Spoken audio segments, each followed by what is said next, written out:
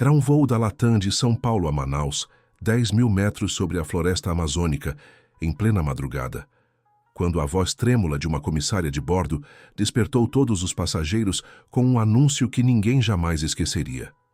O comandante havia sofrido um colapso súbito e estava inconsciente. O copiloto havia entrado em pânico extremo ao presenciar a situação e estava incapaz de controlar a aeronave, e o sistema de piloto automático acabara de falhar por uma pane elétrica que ninguém conseguia explicar. O Boeing 737, com 289 pessoas a bordo, estava descendendo lentamente em direção à densa selva amazônica, sem que ninguém pudesse fazer nada para evitar a tragédia iminente. A comissária, com a voz quebrada pelo desespero, perguntou se entre os passageiros havia algum piloto, de preferência com experiência militar, alguém capaz de assumir os controles e salvar o avião.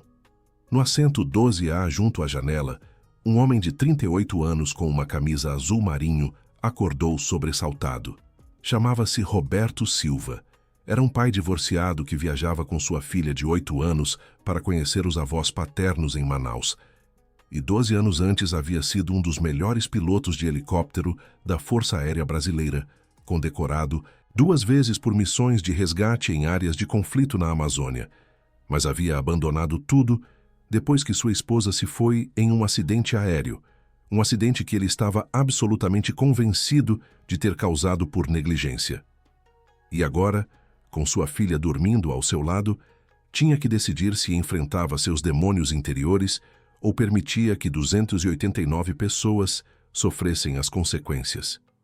O voo Latam LA 3847 havia decolado pontualmente do Aeroporto Internacional de Guarulhos, em São Paulo, às 23h30 exatos de uma noite abafada de janeiro, com destino final ao Aeroporto Internacional Eduardo Gomes, em Manaus, capital do Amazonas, onde deveria pousar depois de aproximadamente 4 horas de voo, atravessando praticamente todo o território amazônico brasileiro, uma das rotas mais desafiadoras que a companhia aérea operava, devido às condições climáticas imprevisíveis da região.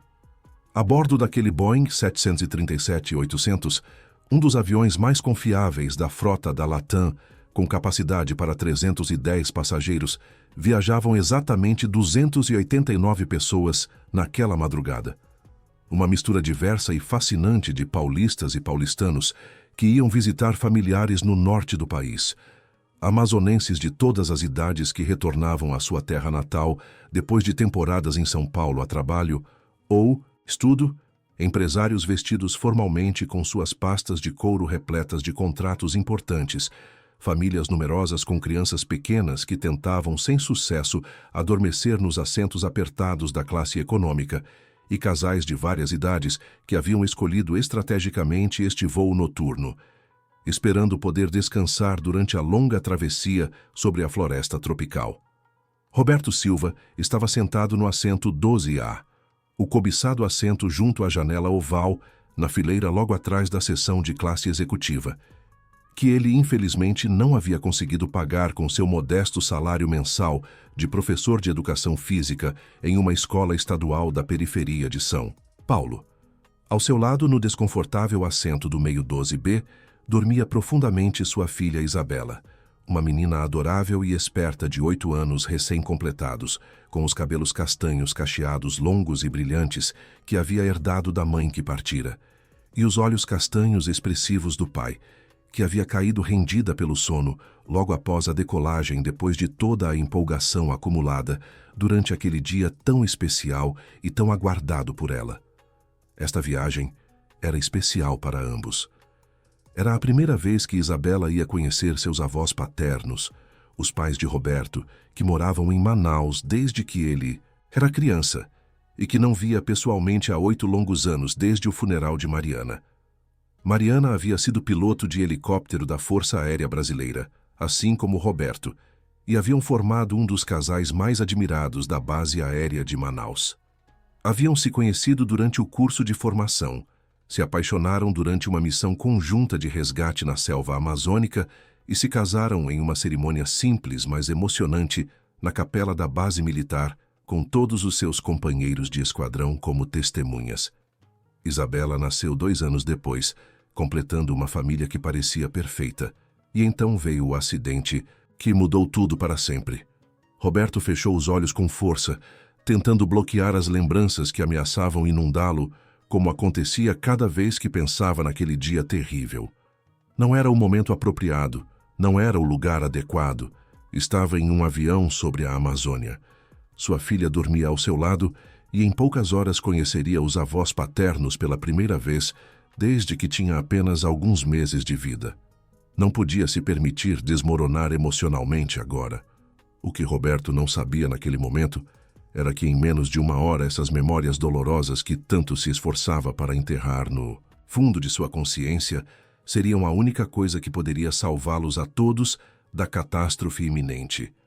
Haviam passado exatamente 2 horas e 15 minutos desde a decolagem noturna do aeroporto de Guarulhos, quando absolutamente tudo mudou de maneira completamente irrevogável e catastrófica para todos os que viajavam a bordo daquele voo que havia começado como qualquer outro.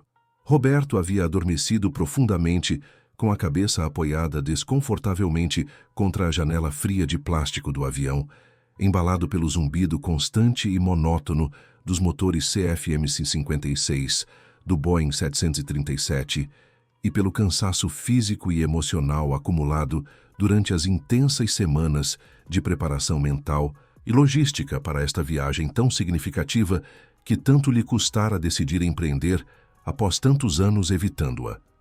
Isabela dormia tranquilamente ao seu lado, no assento do meio, com sua cabecinha apoiada confortavelmente sobre um travesseiro de viagem em forma de nuvem, que ela mesma havia escolhido em uma loja do aeroporto, e uma manta fina azul com o logotipo da Latam cobrindo-a carinhosamente até o queixo para protegê-la do ar-condicionado excessivamente gelado da cabine.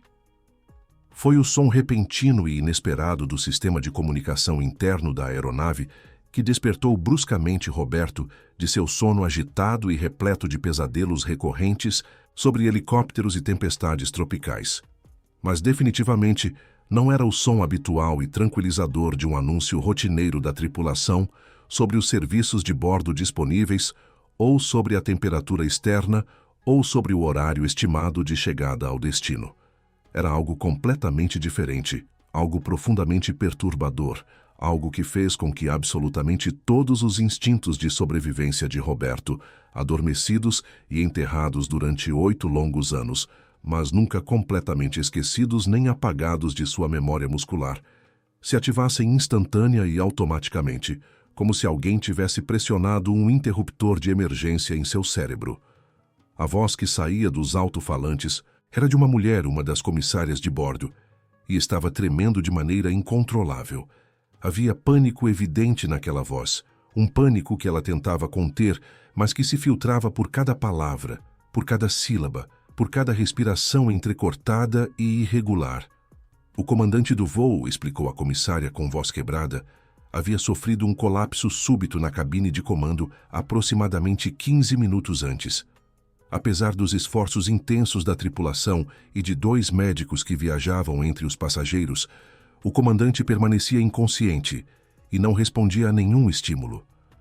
O copiloto, um homem jovem com apenas 1 ano e meio de experiência em voos comerciais de longa distância, havia entrado em um estado de pânico severo ao presenciar a situação de seu mentor e estava completamente incapaz de operar o avião com segurança.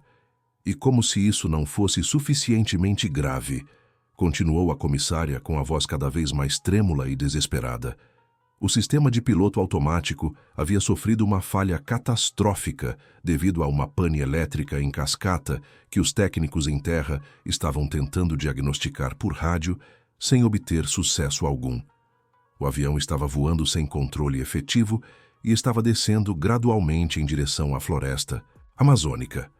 O silêncio sepulcral e aterrorizante que se seguiu imediatamente ao anúncio dramático da comissária foi absoluto, total e completamente arrepiante, como se o próprio tempo tivesse parado por completo dentro da cabine pressurizada do avião que voava a 10.000 metros de altitude, sobre a escuridão infinita da floresta amazônica. As 289 pessoas prenderam a respiração simultaneamente, como se fossem um único organismo paralisado pelo terror, olhando-se umas às outras, com olhos arregalados cheios de pânico e desespero, buscando ansiosamente nos rostos pálidos dos desconhecidos ao seu lado algum sinal de esperança, alguma indicação reconfortante de que alguém entre eles sabia exatamente o que fazer em uma situação tão extrema e inimaginável como aquela. Roberto sentiu fisicamente que seu coração parava por um instante eterno antes de começar a bater novamente com uma força tão brutal e intensa que parecia querer romper suas costelas e saltar de seu peito. Suas mãos começaram a suar copiosamente de maneira incontrolável. Sua boca secou completamente, como se não tivesse bebido água há dias, e absolutamente todas as memórias traumáticas que havia enterrado cuidadosamente durante 8 longos e dolorosos anos ressurgiram de uma só vez e sem aviso prévio, como uma erupção vulcânica de dor insuportável, culpa asfixiante e terror paralisante. Mariana, o helicóptero militar, a tempestade tropical que surgiu do nada sobre a selva amazônica, a voz desesperada de sua esposa no rádio militar gritando seu nome repetidamente antes que tudo se transformasse em estática fatal e silêncio eterno que o assombraria para sempre. Isabela havia acordado sobressaltada com o anúncio dramático da comissária e agora olhava fixamente para seu pai com aqueles olhos castanhos brilhantes que eram tão incrivelmente parecidos com os dele, mas que tinham o formato delicado e a expressão doce de sua mãe que partira. Havia medo evidente naqueles olhos infantis, mas também havia algo mais profundo e significativo. Havia confiança, uma confiança absoluta e incondicional de que seu pai saberia o que fazer, porque seu pai sempre sabia o que fazer em qualquer situação difícil. A comissária voltou a falar através do sistema de comunicação interna, desta vez com uma súplica desesperada e urgente em sua voz trêmula. Perguntou se entre os passageiros havia algum piloto, de preferência com experiência militar ou em aviação comercial, alguém que tivesse o treinamento necessário e a capacidade técnica para assumir os controles de um avião comercial em uma situação de emergência extrema como aquela que estavam enfrentando. Ninguém se moveu inicialmente, ninguém falou uma palavra sequer. O silêncio se estendeu como uma sentença de condenação inexorável. Roberto olhou para sua filha com uma mistura de emoções conflitantes. Olhou as lágrimas que começavam a se formar em seus olhos castanhos inocentes. Olhou para os outros passageiros ao redor, para as famílias com crianças pequenas agarradas a seus pais, para os idosos que se agarravam às mãos de seus entes queridos com força desesperada, para os jovens que ainda tinham toda uma vida inteira pela frente para viver e sonhar. Eram 289 vidas humanas, incluindo a vida preciosa de sua filha amada. E naquele momento crucial e definitivo, Roberto Silva tomou a decisão mais difícil e importante de toda a sua vida. Levantou-se lentamente de seu assento. O corredor estreito e central do enorme avião comercial parecia absolutamente interminável, enquanto Roberto o percorria com passos decididos, mas visivelmente trêmulos em direção à parte dianteira da aeronave, onde se localizava a cabine de comando, dolorosamente consciente de que absolutamente todos os olhares aterrorizados das 289 pessoas estavam cravados intensamente nele, como se ele fosse a última esperança de salvação delas. Dolorosamente consciente de que cada passo que dava para frente o aproximava inexoravelmente mais e mais de ter que enfrentar diretamente os fantasmas aterradores e os demônios pessoais dos quais havia estado fugindo covardemente durante 8 intermináveis e solitários anos de sua existência. Quando finalmente chegou à pesada porta blindada da cabine de comando do avião, uma comissária veterana de aproximadamente 45 anos, com o cabelo castanho preso em um coque impecável e os olhos vermelhos pelas lágrimas contidas com muito esforço, o estava esperando ansiosamente com as chaves de emergência da cabine tremendo em suas mãos nervosas. Ela perguntou com voz trêmula e suplicante se ele realmente era piloto profissional, se realmente tinha a experiência e o conhecimento técnico necessários para saber o que estava fazendo, se realmente existia alguma possibilidade concreta de que pudesse salvá-los a todos de uma tragédia certa na densa floresta amazônica que se estendia infinitamente abaixo deles.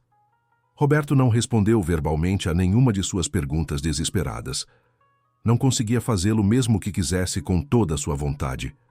As palavras haviam ficado completamente presas em sua garganta ressecada, junto com todos os medos paralisantes, todas as dúvidas torturantes e toda a culpa esmagadora que o haviam mantido emocionalmente paralisado durante tanto tempo de sua vida. Entrou na cabine de comando do Boeing 737 com o coração batendo violentamente em seu peito como um tambor de guerra, e o que viu diante de seus olhos confirmou instantaneamente e sem nenhuma dúvida possível todos os seus piores temores e seus mais obscuros pesadelos recorrentes. O comandante estava desfalecido sobre os controles complexos, seu corpo inconsciente, mas ainda respirando fracamente, completamente imóvel e sem responder a estímulos externos. Tinha os olhos semicerrados e em seu rosto havia uma expressão de desconforto congelada que indicava que o colapso o havia tomado de surpresa no meio de uma manobra rotineira de voo. O copiloto estava sentado rigidamente em seu assento, mas não estava operando nenhum controle da aeronave. Estava tremendo violentamente com o olhar perdido no infinito escuro à frente, murmurando palavras incoerentes e desconexas que Roberto não conseguia compreender adequadamente. Estava em estado de choque severo, completamente desconectado da realidade ao seu redor e incapaz de reagir apropriadamente. Através do para-brisa amplo da cabine de comando, Roberto podia ver a escuridão absoluta e impenetrável da floresta amazônica no meio da madrugada. Uma escuridão que parecia se aproximar cada vez mais à medida que o avião continuava seu descenso lento, mas inexorável em direção ao dossel verde que cobria milhões de quilômetros quadrados abaixo deles. Roberto respirou profundamente e tentou se acalmar com todas as suas forças. Não havia voado desde o acidente que levou Mariana para longe dele e de Isabela. Não havia tocado os controles de nenhuma aeronave, nem mesmo um simulador de voo básico. Havia abandonado a Força Aérea Brasileira com uma baixa médica por estresse pós-traumático severo e se dedicara a dar aulas de educação física em uma escola estadual da periferia de São Paulo, o mais distante possível do céu, que lhe havia tirado tudo o que mais amava no mundo. Mas as mãos têm memória própria, os reflexos condicionados não se esquecem completamente. E em algum lugar profundo dentro dele, debaixo de todas as camadas sobrepostas de dor emocional e culpa autodestrutiva e medo paralisante, ainda existia o piloto excepcional, que uma vez havia sido considerado um dos melhores de sua geração na Força Aérea Brasileira.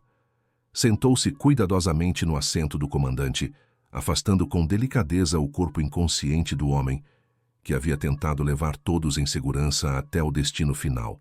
Ajustou o cinto de segurança com movimentos que eram automáticos musculares, gravados profundamente em seu cérebro por anos intensos de treinamento rigoroso e disciplinado, e pela primeira vez, em 8 longos anos, colocou suas mãos trêmulas nos controles de um avião comercial.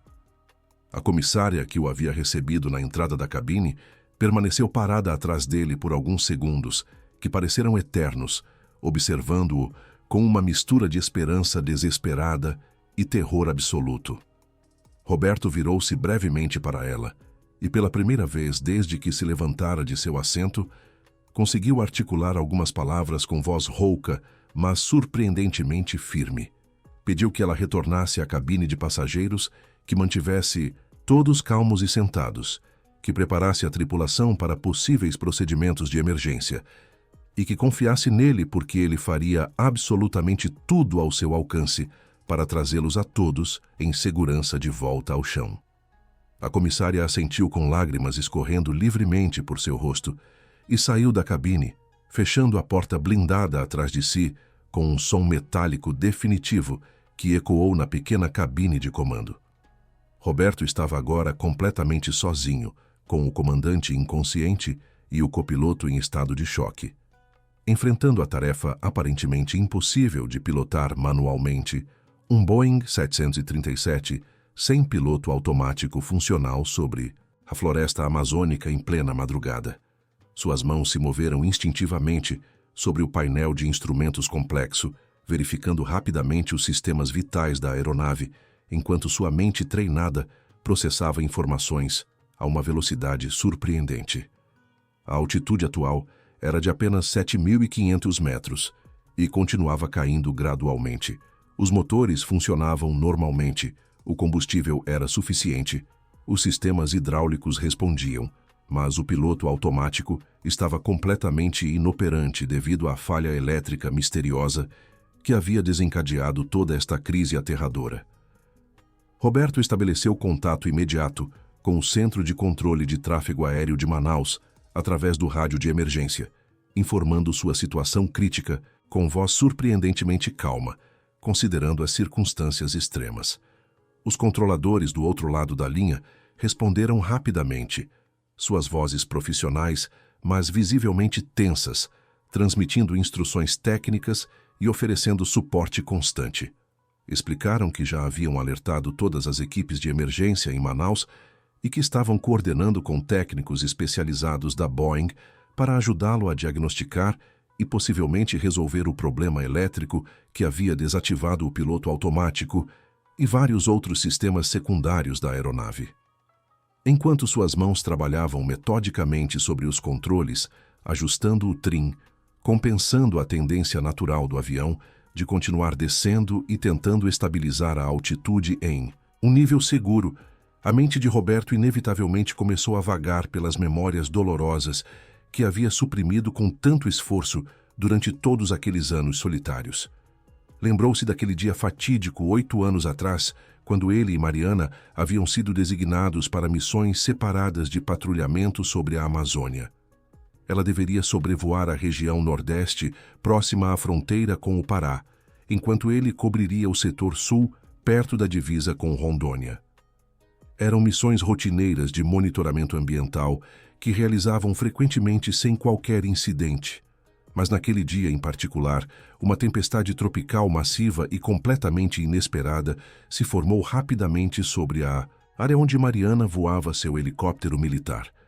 As condições meteorológicas se deterioraram em questão de minutos, transformando um céu claro em um inferno de ventos violentos, chuva torrencial e visibilidade zero absoluta. Roberto recebeu o chamado de emergência dela pelo rádio militar. Sua voz inicialmente calma, mas progressivamente mais tensa, à medida que descrevia a situação crítica que enfrentava. Ela estava tentando encontrar um local seguro para pousar, enquanto as rajadas de vento zarandeavam seu helicóptero, perigosamente de um lado para o outro. Roberto havia imediatamente solicitado autorização para desviar de sua rota designada e ir em auxílio de Mariana, mas o comando da base negou seu pedido categoricamente. A tempestade era grande demais, perigosa demais, e enviar outro helicóptero para a mesma área de risco seria imprudente e colocaria mais vidas em perigo desnecessariamente.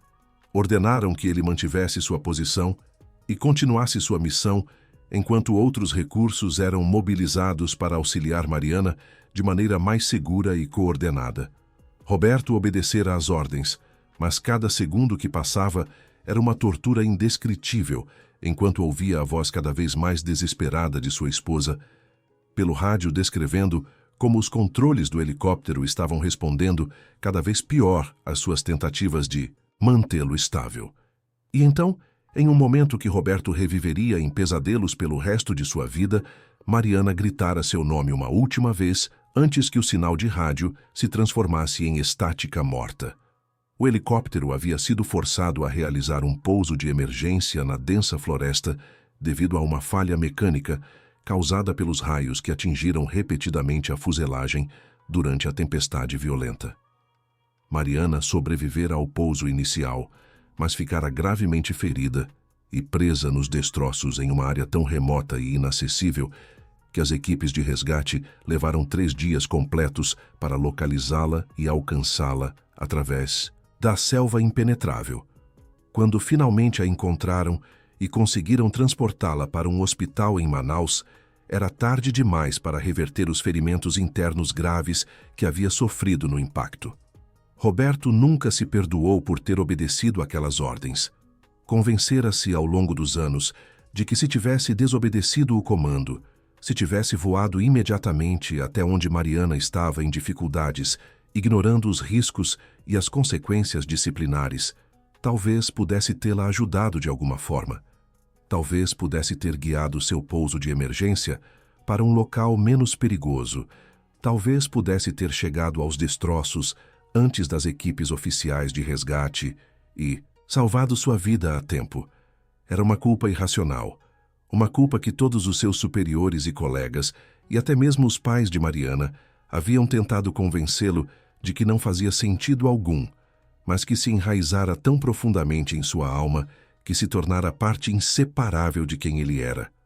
Agora, 8 anos depois, Roberto estava novamente em uma situação onde vidas dependiam completamente de suas decisões e de suas habilidades como piloto.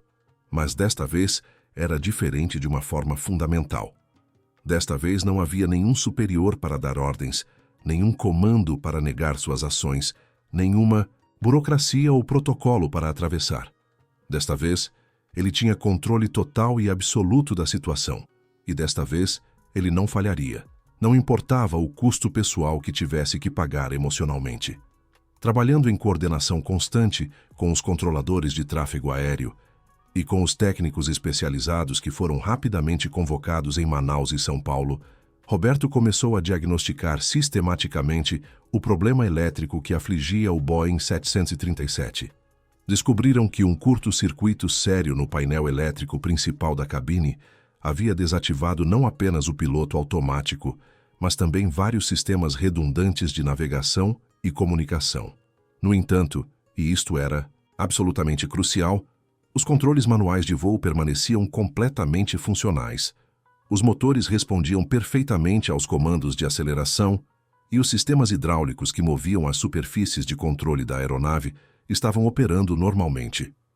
O avião podia voar perfeitamente bem se houvesse alguém competente e treinado para pilotá-lo manualmente, algo que os pilotos comerciais modernos raramente precisavam fazer devido à sofisticação extrema dos sistemas automatizados que faziam a maior parte do trabalho durante voos de rotina. Mas Roberto não era um piloto comercial comum.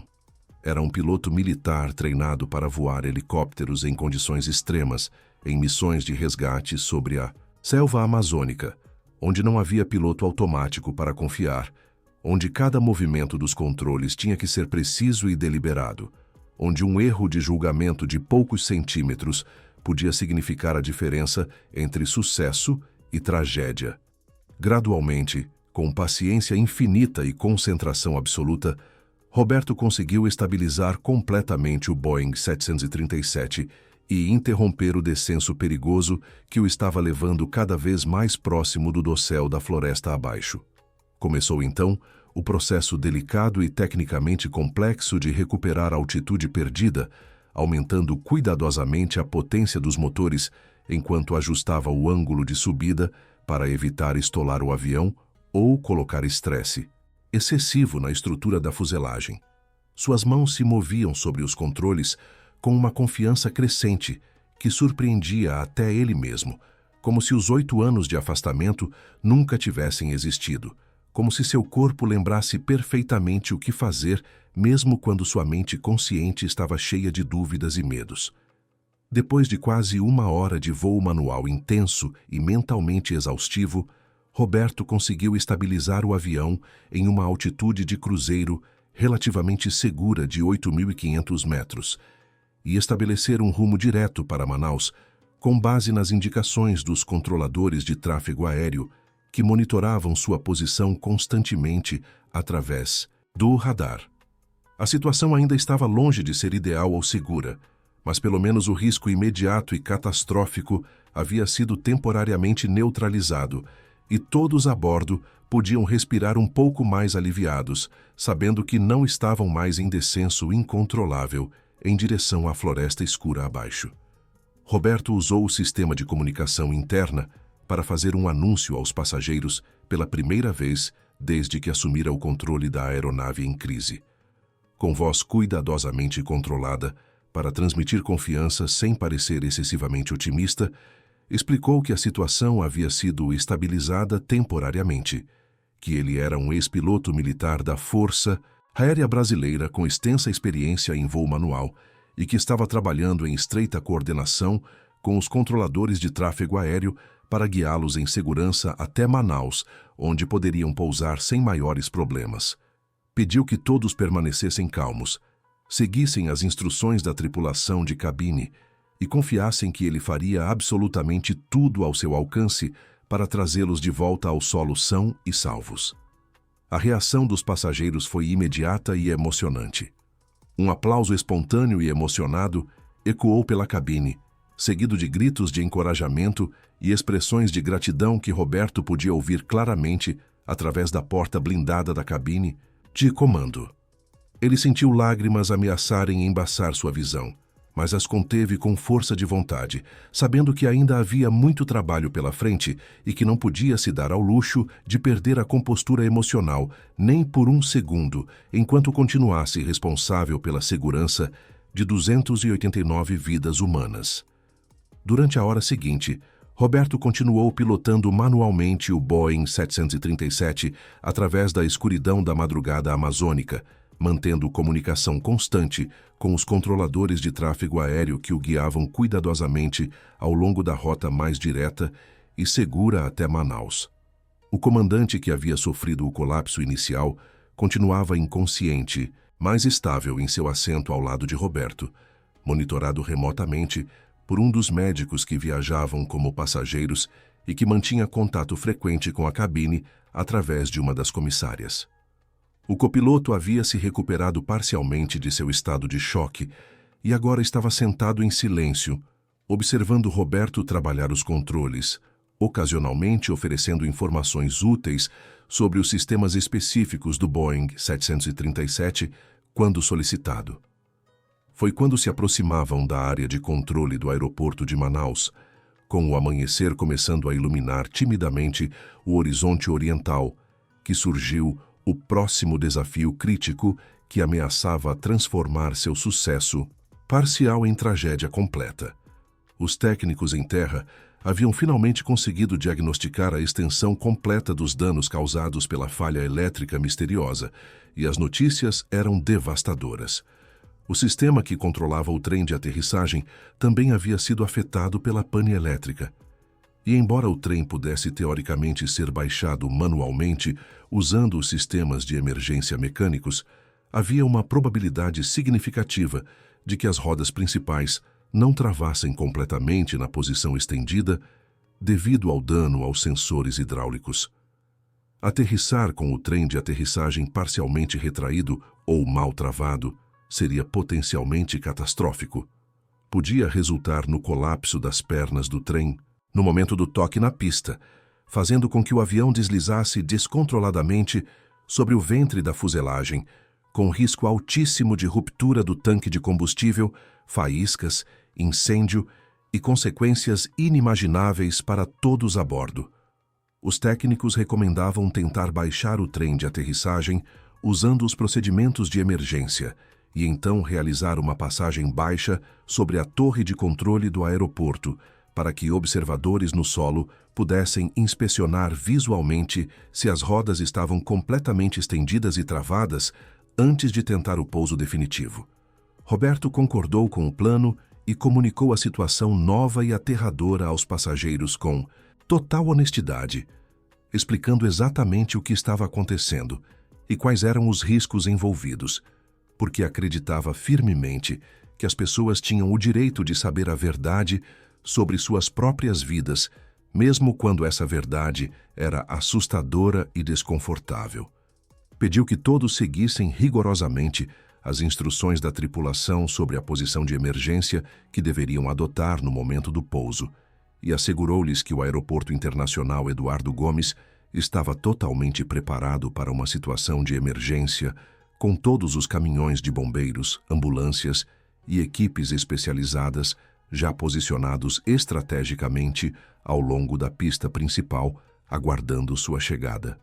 Quando Roberto ativou manualmente o sistema de emergência, para baixar o trem de aterrissagem, sentiu e ouviu o som característico dos mecanismos hidráulicos trabalhando para estender as pesadas rodas principais e a roda dianteira do nariz. As luzes indicadoras no painel de instrumentos deveriam acender-se em verde quando o trem estivesse completamente baixado e travado. Mas devido aos danos nos sensores eletrônicos, as luzes permaneceram apagadas, não fornecendo nenhuma confirmação confiável. Seria necessário confiar totalmente na inspeção visual dos observadores em terra para determinar se era seguro pousar ou não. Roberto guiou cuidadosamente o Boeing 737 em uma aproximação baixa sobre o aeroporto de Manaus, voando deliberadamente devagar e baixo sobre a pista principal, enquanto mantinha a altitude de segurança mínima regulamentar de 50 metros. Na torre de controle, vários controladores de tráfego aéreo e técnicos de manutenção da Latam observavam atentamente através de binóculos potentes e câmeras de alta resolução, tentando determinar o estado do trem de aterrissagem, enquanto o grande avião comercial passava majestosamente sobre suas cabeças na luz crescente da manhã amazônica. Houve um silêncio tenso e angustiante de vários segundos que pareceram durar horas inteiras, enquanto Roberto aguardava o veredicto dos observadores em terra, suas mãos suadas apertando firmemente o manche de controle e seus olhos fixos no horizonte à frente, enquanto completava a passagem baixa e começava a ganhar altitude novamente para se posicionar para outra tentativa de aproximação, caso fosse necessário. E então, finalmente, a voz do controlador principal veio através do rádio, com notícias que eram simultaneamente um alívio enorme e uma fonte de preocupação adicional. O trem de aterrissagem principal estava completamente estendido e aparentemente travado na posição correta, mas a roda dianteira do nariz não estava totalmente estendida. Estava pendurada em um ângulo estranho que sugeria que o mecanismo de travamento não havia funcionado adequadamente quando foi acionado o sistema de emergência. Isso significava que quando o avião tocasse a pista, as rodas principais suportariam o peso inicial sem problemas, mas, quando o nariz do avião descesse e a roda dianteira fizesse contato com o asfalto, havia uma chance significativa de que a perna do nariz colapsasse sob o peso, fazendo com que a parte frontal da fuselagem batesse violentamente contra a pista. Os técnicos rapidamente discutiram as opções limitadas que tinham disponíveis. Poderiam tentar retornar a roda do nariz para a posição retraída e baixá-la novamente, esperando que desta vez o mecanismo de travamento funcionasse corretamente, mas não havia garantia alguma de que isso resolveria o problema e poderia até piorar a situação. A outra opção, a opção que Roberto sabia instintivamente que era a mais segura, embora também a mais tecnicamente desafiadora, era realizar um pouso controlado, mantendo o nariz do avião elevado pelo máximo tempo possível, depois que as rodas principais tocassem a pista, usando o controle fino do elevador da cauda para manter a roda dianteira defeituosa no ar, enquanto a velocidade do avião diminuía gradualmente através da fricção e dos freios das rodas principais, e só permitir que o nariz descesse suavemente quando a velocidade estivesse tão baixa que o impacto seria mínimo mesmo se a perna do nariz colapsasse parcialmente. Era uma manobra extremamente difícil que requeria timing perfeito, controle preciso e anos de experiência em voo manual, que a maioria dos pilotos comerciais modernos simplesmente não possuía, porque os sistemas automatizados faziam esse tipo de trabalho delicado para eles rotineiramente. Mas Roberto não era um piloto comercial típico. Era um piloto militar que havia pousado helicópteros em clareiras minúsculas, no meio da selva amazônica, em condições de vento adversas, em terreno irregular, com equipamento danificado. Se alguém podia executar este pouso quase impossível com sucesso, esse alguém era ele. E ele sabia disso com absoluta certeza, mesmo através de todas suas dúvidas e medos residuais. Roberto comunicou seu plano aos controladores de tráfego aéreo e aos técnicos em terra, que imediatamente concordaram que era a melhor opção disponível, dadas as circunstâncias extremamente limitadas. Fez então outro anúncio aos passageiros, explicando exatamente o que aconteceria durante o pouso, como ele tentaria manter o nariz do avião elevado pelo máximo tempo possível e pedindo que todos permanecessem na posição de emergência até que o avião estivesse completamente parado e as instruções fossem dadas pela tripulação para iniciar a evacuação se necessário. Sua voz era firme e tranquilizadora, mesmo enquanto descrevia uma situação que todos sabiam que era perigosa e imprevisível. Posicionou cuidadosamente o Boeing 737 para a aproximação final à pista principal do Aeroporto Internacional Eduardo Gomes, alinhando perfeitamente o nariz da aeronave com as luzes de aproximação que marcavam o centro da pista larga de asfalto que se estendia por mais de 3 quilômetros à frente dele. O sol estava nascendo completamente agora sobre a cidade de Manaus, pintando o céu de tons espetaculares de laranja e rosa e dourado, iluminando a vasta extensão verde da floresta amazônica que cercava o aeroporto por todos os lados. Em outras circunstâncias, teria sido um amanhecer absolutamente deslumbrante, digno de contemplação e admiração. Mas Roberto mantinha sua atenção totalmente focada nos instrumentos à sua frente e na pista, que se aproximava rapidamente. Reduziu cuidadosamente a velocidade do avião para o mínimo possível que ainda permitisse controle adequado. Estendeu completamente os flaps para maximizar a sustentação nas asas e começou o descenso final em direção à pista com um ângulo de descida perfeitamente calculado. Suas mãos trabalhavam constantemente sobre os controles, fazendo microajustes para compensar as rajadas de vento matinais que sopravam irregularmente sobre a área do aeroporto, mantendo o avião alinhado precisamente com o centro da pista, enquanto a altitude diminuía metro por metro. O copiloto ao seu lado chamava as altitudes em voz alta a cada 100 pés conforme se aproximavam do solo, fornecendo a Roberto informação crucial para seu timing perfeito. 50 metros, 40 metros, 30 metros. O chão se aproximava rapidamente através do para-brisa, enquanto Roberto mantinha o nariz ligeiramente elevado, preparando-se para o momento crítico do toque. 20 metros, 10 metros, 5 metros. E então, com um timing que era pura maestria nascida de anos de treinamento e experiência intensiva, Roberto puxou suavemente o manche, permitindo que as rodas principais do trem de aterrissagem fizessem contato com o asfalto da pista exatamente no ponto ideal calculado, absorvendo o impacto inicial com um leve salto das suspensões hidráulicas, seguido por um assentamento firme e controlado, enquanto o peso total da aeronave transferia-se gradualmente das asas para as rodas. O momento em que as rodas principais tocaram a pista foi acompanhado por um rangido alto de borracha contra asfalto que ressoou por toda a cabine, e Roberto, imediatamente, começou a trabalhar os freios das rodas principais, enquanto simultaneamente puxava ainda mais o manche para trás, mantendo o nariz do avião elevado no ar com controle absoluto, usando o fluxo de ar sobre o elevador da cauda. O avião desacelerava rapidamente, enquanto corria pela pista com o nariz ainda suspenso no ar, em um ângulo dramaticamente elevado que desafiava a aparência normal de um pouso convencional. Ao longo de ambos os lados da pista, dezenas de caminhões de bombeiros vermelhos e ambulâncias brancas corriam em paralelo com o avião em movimento, suas luzes de emergência piscando freneticamente, prontos para intervir instantaneamente, caso algo desse errado no último segundo desta operação perigosa. Roberto podia vê-los perifericamente através das janelas laterais da cabine, enquanto mantinha sua concentração férrea nos controles e na velocidade decrescente indicada nos instrumentos à sua frente.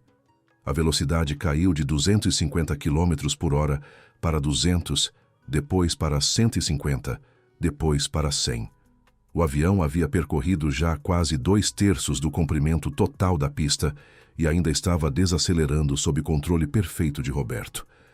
Quando a velocidade caiu abaixo de 80 km por hora, Roberto começou gradualmente a baixar o nariz do avião, permitindo que a roda, dianteira defeituosa, se aproximasse do solo.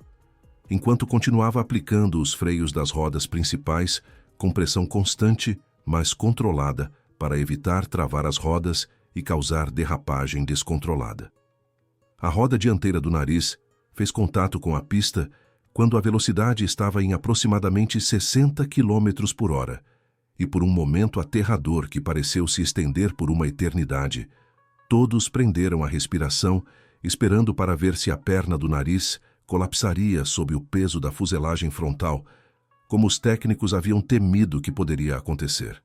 Houve um som metálico alto e preocupante, e o nariz do avião desceu alguns centímetros adicionais de forma abrupta, fazendo com que toda a aeronave se inclinasse ligeiramente para a frente, mas a perna do nariz não colapsou completamente e conseguiu suportar o peso, mesmo que de forma precária e instável. Roberto continuou aplicando os freios firmemente, mas sem pânico, guiando o avião em linha perfeitamente reta ao longo do centro da pista, enquanto a velocidade continuava caindo rapidamente.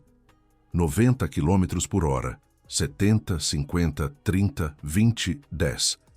E finalmente, depois do que havia sido sem dúvida o voo mais longo e mais intenso e mais emocionalmente exaustivo da vida de Roberto Silva, o Boeing 737 da Latam, com 289 pessoas a bordo, parou completamente a aproximadamente 200 metros do fim da pista, cercado imediatamente por um exército de veículos de emergência que se posicionaram ao redor da aeronave como um escudo protetor.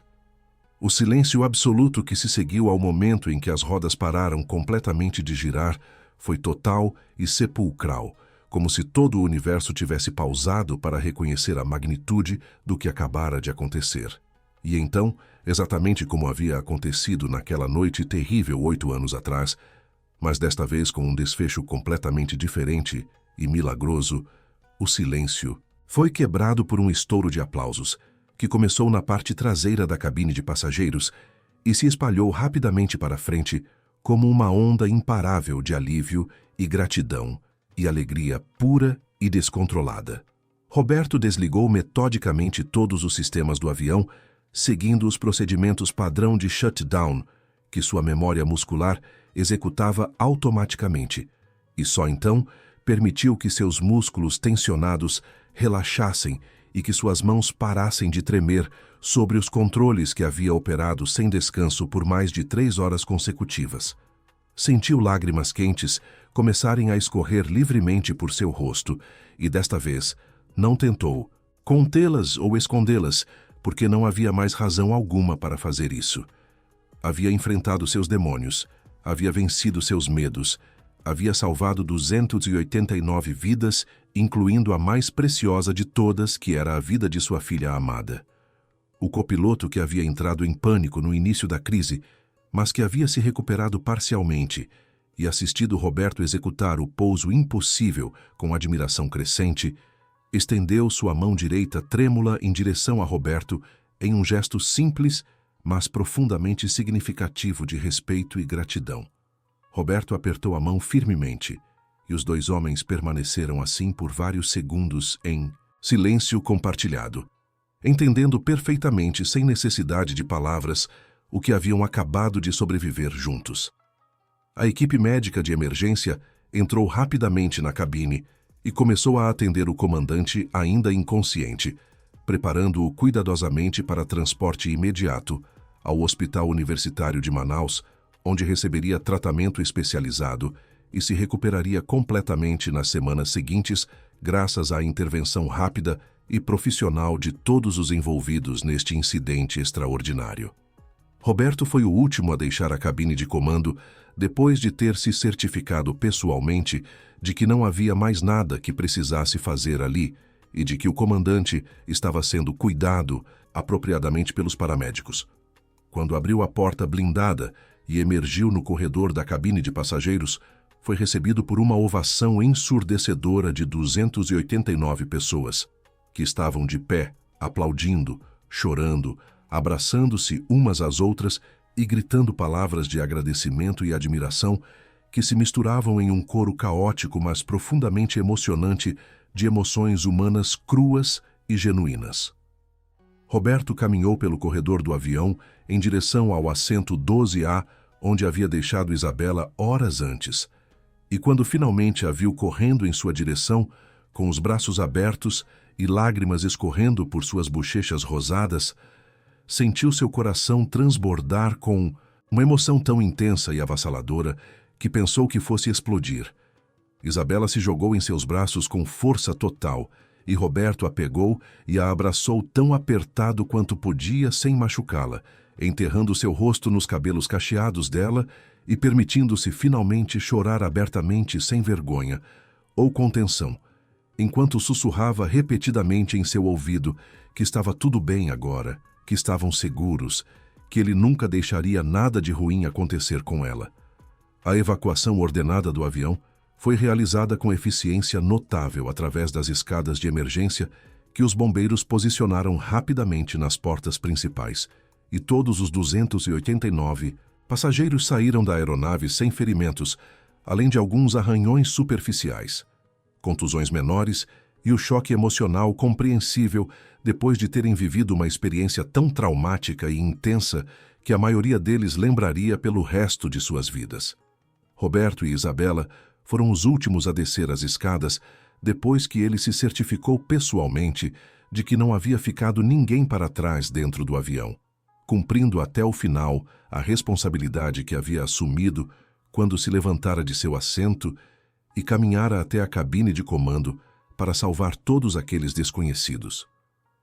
Quando seus pés tocaram finalmente o asfalto quente da pista iluminado pelo sol tropical da manhã manauara, Roberto foi imediatamente cercado por repórteres que, de alguma forma, já haviam chegado ao aeroporto e estavam ávidos por entrevistas e declarações sobre o incidente extraordinário. Câmeras de televisão foram apontadas em seu rosto. Microfones foram empurrados em sua direção. Perguntas foram gritadas simultaneamente por dúzias de vozes ansiosas, querendo saber detalhes sobre como ele havia conseguido realizar o pouso impossível, sobre sua experiência prévia como piloto militar, sobre o que havia passado por sua mente durante aquelas horas terríveis de tensão extrema.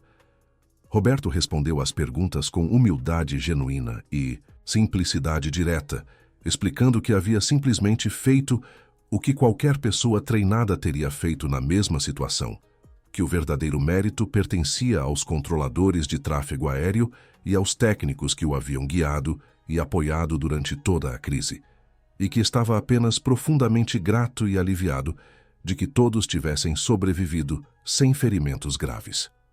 Mas para Roberto, toda a atenção da mídia e todos os elogios efusivos dos repórteres e oficiais do aeroporto eram apenas ruído de fundo distante, comparado ao que realmente importava, que era a pequena mão de Isabela apertando firmemente a sua enquanto observava seu pai ser tratado como um herói por todos aqueles adultos importantes. Nos dias que se seguiram ao incidente que a imprensa brasileira rapidamente apelidou de Milagre de Manaus, a história de Roberto Silva percorreu o país inteiro e até ganhou destaque em noticiários internacionais. Foi chamado de herói da aviação, de piloto fantasma que ressurgira de um passado trágico para salvar centenas de vidas, de exemplo perfeito de coragem sob pressão extrema. A Latam emitiu um comunicado oficial agradecendo profusamente sua intervenção corajosa e oferecendo voos gratuitos vitalícios para ele e sua filha, como um gesto simbólico de gratidão eterna. A Força Aérea Brasileira anunciou que lhe concederia uma comenda especial em reconhecimento de seu heroísmo extraordinário, mesmo anos depois de ter deixado o serviço ativo. Mas, para Roberto, a verdadeira recompensa e a verdadeira vitória não foram os títulos honoríficos, nem as entrevistas de televisão, nem as condecorações militares que receberiam em cerimônias formais nas semanas seguintes. A verdadeira vitória chegou 3 dias após o incidente, quando ele e Isabela finalmente chegaram à casa de seus pais, em um bairro tranquilo de Manaus, para o reencontro que havia sido adiado por tanto tempo devido aos seus próprios medos e sua própria culpa autodestrutiva. Seus pais, Antônio e Maria Silva, um casal de aposentados na casa dos 70 anos, que haviam sofrido em silêncio durante 8 anos, vendo seu único filho se afastar emocionalmente e geograficamente depois da tragédia que levara Mariana, os receberam na porta de sua casa modesta, com lágrimas de alegria escorrendo livremente por seus rostos enrugados pelo tempo. E ali, naquela sala de estar simples mas acolhedora, decorada com fotografias antigas de família, que incluíam muitas fotos de Roberto em seu uniforme militar, ao lado de Mariana, sorridente em seu próprio uniforme, aconteceu algo que Roberto não tinha percebido que precisava desesperadamente até aquele momento preciso. Seus pais o abraçaram e lhe disseram algo que ele precisava ouvir há 8 anos, mas que nunca havia tido coragem de perguntar diretamente, porque tinha medo demais da resposta. Disseram-lhe que nunca o haviam culpado pelo que aconteceu com Mariana, que nunca houve nada que ele pudesse ter feito diferente que teria mudado o desfecho daquele dia terrível, que a decisão de obedecer às ordens de seus superiores havia sido a decisão correta, porque desobedecer teria colocado sua própria vida em risco desnecessário, sem garantia alguma de que poderia ter ajudado Mariana de qualquer forma significativa. Os pais de Mariana, que também viviam em Manaus e que Roberto havia evitado contatar por todos aqueles anos, porque estava convencido de que o culpavam pela partida de sua filha, apareceram na casa do Silva algumas horas depois de terem sido informados por Antônio que Roberto e Isabela finalmente estavam na cidade. O momento em que Roberto abriu a porta e viu seus sogros parados ali no alpendre, com expressões de emoção indescritível em seus rostos, foi um dos momentos mais difíceis e mais importantes de toda a sua vida. Havia tanto medo nele de que o rejeitassem, de que o acusassem, de que confirmassem todas as coisas terríveis que ele vinha dizendo a si mesmo em sua cabeça durante todos aqueles anos solitários. Mas, ao invés de acusações ou rejeição, seus sogros simplesmente abriram os braços e o abraçaram forte, enquanto choravam lágrimas que eram uma mistura complexa de tristeza pela filha que haviam perdido e alegria pela oportunidade de finalmente conhecer sua neta e reconectar com o genro que sempre haviam amado como um filho. Disseram a Roberto que haviam acompanhado as notícias sobre o milagre de Manaus com o orgulho imenso que Mariana teria ficado tão orgulhosa dele por ter encontrado a coragem de voltar a voar quando foi necessário, que ela sempre soube que ele era o melhor piloto que já conhecera e que essa crença dela havia sido provada verdadeira da forma mais dramática possível. E então, em uma revelação que abalou Roberto até o núcleo de seu ser e que mudaria para sempre a forma como ele entendia o que havia acontecido 8 anos atrás, sua sogra lhe mostrou algo que ela havia guardado cuidadosamente durante todos aqueles anos, esperando o momento certo para compartilhar com ele. Era uma carta manuscrita de Mariana, escrita poucos dias antes da missão fatal, durante a qual ela havia encontrado seu destino trágico na floresta amazônica.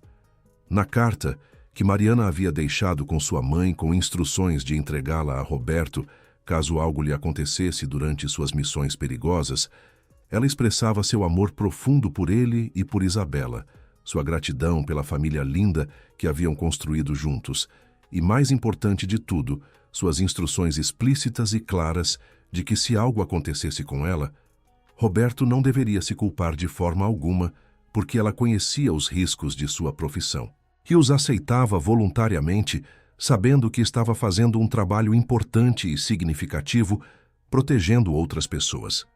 Mariana escrevia na carta que sua maior esperança era que Roberto continuasse sendo o piloto excepcional que sempre fora, que continuasse voando porque era algo que fazia parte essencial de quem ele era, e que criasse Isabela para ser forte e corajosa e conhecer a história completa de seus pais, que dedicaram suas vidas ao serviço de seu país.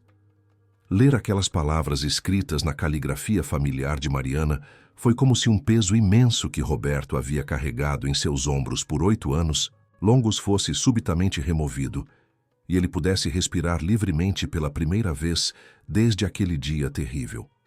As lágrimas que escorreram por seu rosto enquanto lia e relia a carta foram lágrimas de libertação, de perdão próprio, de aceitação finalmente conquistada depois de tanto sofrimento desnecessário. Isabela, que havia observado todo este intercâmbio emocional entre os adultos com a sabedoria surpreendente que crianças às vezes demonstram em momentos importantes, aproximou-se de seu pai e segurou sua mão livre enquanto sua outra mão ainda segurava a carta preciosa de Mariana. Olhou para ele com aqueles olhos castanhos que eram tão parecidos com os dele e disse algo simples, mas profundo, que resumia perfeitamente tudo o que havia acontecido durante aquele voo extraordinário sobre a Amazônia. Disse que sempre soube que seu pai era o melhor papai do mundo inteiro e que agora todo o Brasil também sabia disso, porque ele havia salvado todas aquelas pessoas quando ninguém mais podia fazer nada. Roberto pegou Isabela no colo e a abraçou, enquanto seus pais e seus sogros os cercavam em um abraço coletivo de família reunida finalmente, depois de tanto tempo, separados pela distância geográfica e emocional que a tragédia e a culpa haviam criado entre eles. E naquele momento, em uma sala de estar simples em Manaus, cercado por todas as pessoas que mais amava no mundo e que mais o amavam em retorno, Roberto Silva finalmente entendeu e aceitou completamente algo que todos haviam tentado lhe dizer por 8 anos, mas que ele nunca havia conseguido acreditar verdadeiramente até agora. Não havia sido ele quem causara o que aconteceu com Mariana. Havia sido uma tempestade imprevisível, uma falha mecânica que ninguém poderia ter antecipado, uma combinação trágica de circunstâncias além do controle de qualquer pessoa. Durante 8 anos, ele havia se culpado por algo que não era sua culpa. Havia fugido de quem realmente era. Havia negado a Isabela o direito de conhecer completamente o pai que ela merecia ter e os avós que a amavam sem nunca tê-la conhecido pessoalmente. Mas naquela madrugada sobre a Amazônia, quando 289 vidas dependeram completamente dele e de suas decisões, ele havia redescoberto quem realmente era no fundo de sua alma. Um piloto excepcional, um pai amoroso, um sobrevivente que finalmente estava pronto para viver novamente, ao invés de apenas existir na sombra de uma tragédia passada. Fim da história. Queridos ouvintes, esperamos que a história de Roberto e Isabela tenha tocado seus corações profundamente. Se você chegou até aqui conosco, acompanhando cada momento desta jornada emocionante desde o assento 12A até os braços da família reunida em Manaus, então esta história agora também vive em você e faz parte de suas próprias memórias. Para continuar esta jornada emocional e descobrir mais histórias igualmente cativantes que exploram a complexidade da vida humana, a coragem diante do medo e o poder redentor do amor familiar, preparamos uma playlist especial que você pode encontrar clicando aqui ao lado. Se esta narrativa de superação e redenção ressoou em sua alma, não se esqueça de se inscrever em nosso canal e deixar seu like neste vídeo, porque seu apoio significa absolutamente tudo para quem cria estes relatos com dedicação e paixão genuínas. Todos os dias trazemos histórias únicas que celebram a resiliência do espírito humano e nos lembram de que nunca é tarde demais para enfrentar nossos demônios e redescobrir quem realmente somos. Conte-nos nos comentários. Você já teve que enfrentar um medo que parecia impossível de superar? Que lição da história de Roberto mais tocou você? Estamos ansiosos para ler suas reflexões e continuar esta conversa nos comentários abaixo. Até a próxima história. E lembre-se sempre de que a coragem não é a ausência do medo, mas sim a decisão de agir apesar dele.